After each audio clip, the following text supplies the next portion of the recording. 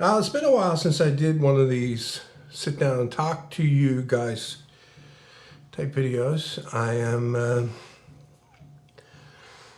getting ready to start. Well, actually, I started it yesterday after I uploaded the clips onto my computer.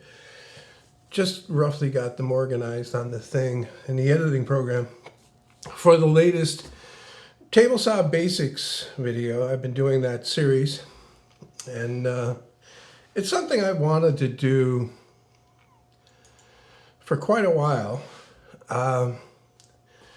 because, okay, I'll put it to you this way. I've been using the table saw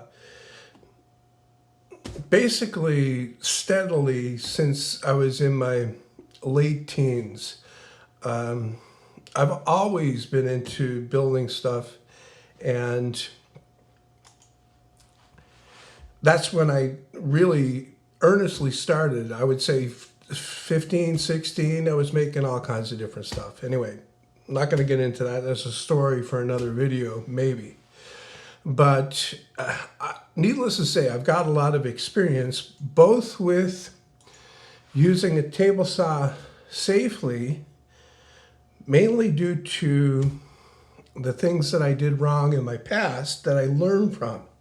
And there's a distinction between people, and I've noticed this. I've watched people, I've known people like this.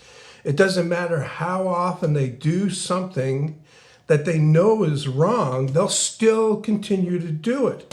And I've never been like that. All I need to do is learn that one time, and that's it. I don't need to learn that again.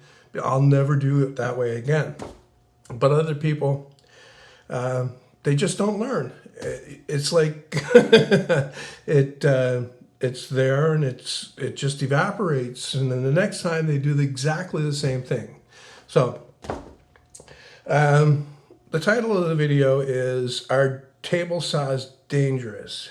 And table saws are not dangerous in and of themselves. No tool that you have to use for a specific purpose is dangerous on its own. Your actions can be dangerous. Actions are dangerous. Tools are not. I've never gone out to my workshop and found that my table saw has revolted during the night and started cutting up lumber on its own, or cut big holes in the walls, or, stole my van and drove into town and got stoned with a bunch of teenagers. Doesn't happen, okay? It doesn't happen. The tool itself is not dangerous. The person that's using it is usually not dangerous either, unless he's doing it, unless he's consciously doing something dangerous. But like I said, actions are the dangerous thing. It's when you do something that will most likely lead to an injury. So it's these dangerous actions that I'm trying to educate people on, especially beginners. But there's really no true education like experience. You have to use the saw to get a feel for it, to actually learn these things, and hopefully you don't make any mistakes that lead to an injury.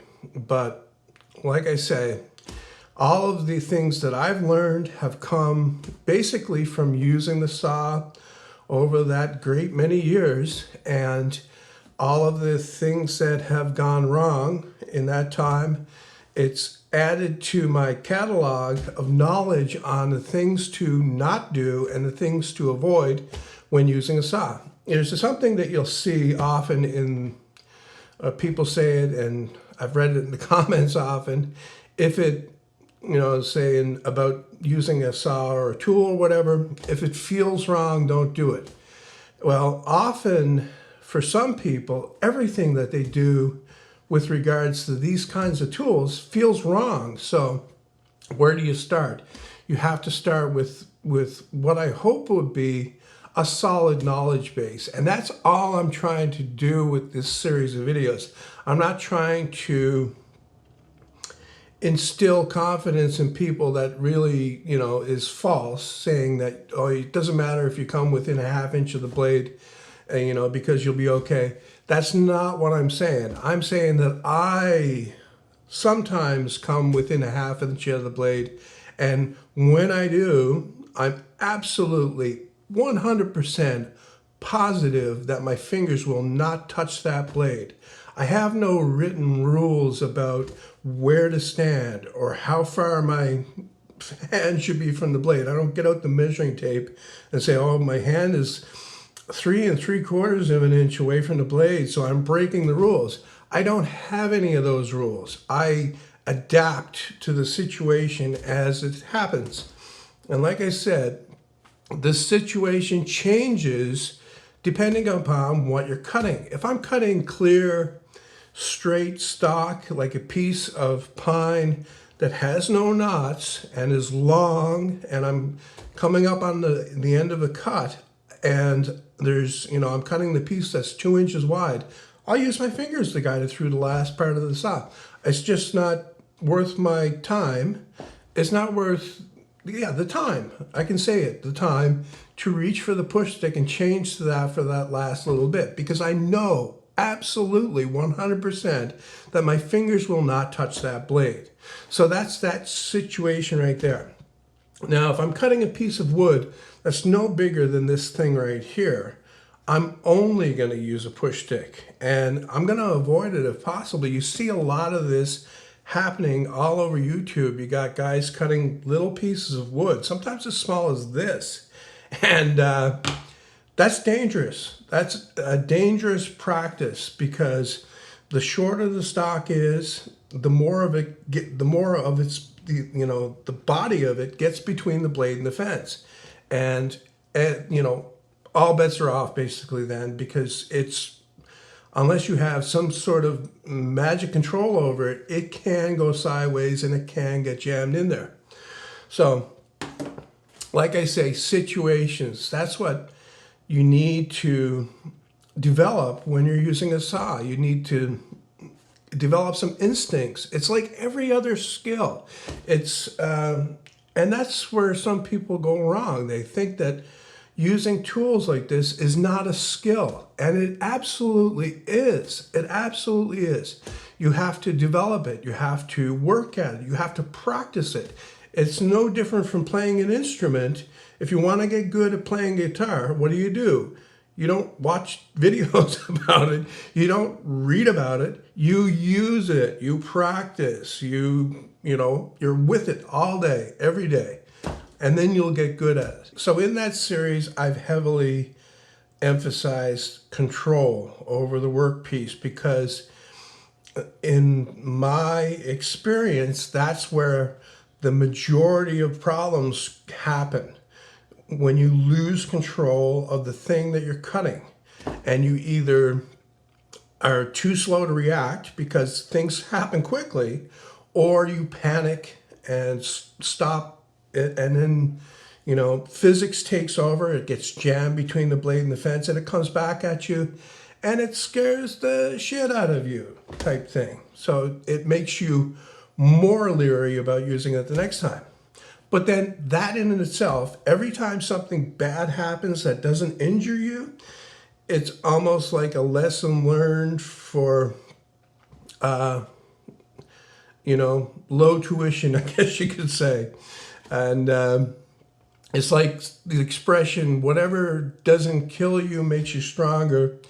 That's kind of extreme in this situation, but it's kind of true. It's the things that you do wrong will teach you the most. If you're the type of person that actually learns from your mistakes, because a lot of people don't, and I've witnessed it firsthand so many times. I've worked with a great number of people in my years in construction, and I've seen all manner of things happen. And I've worked closely with people, and they continue to do the same thing over and over again. And it just baffles me. I say to myself when it's happening. I don't say to them because that would be rude. I'll say it to you though. If you are doing something wrong over and over again, fucking recognize it and stop fucking doing it. Okay? And if somebody who has way more experience than you'll ever have is telling you that you're doing something wrong or is showing you what they think to be the better way, you should listen, because experience is the greatest teacher where this stuff is concerned.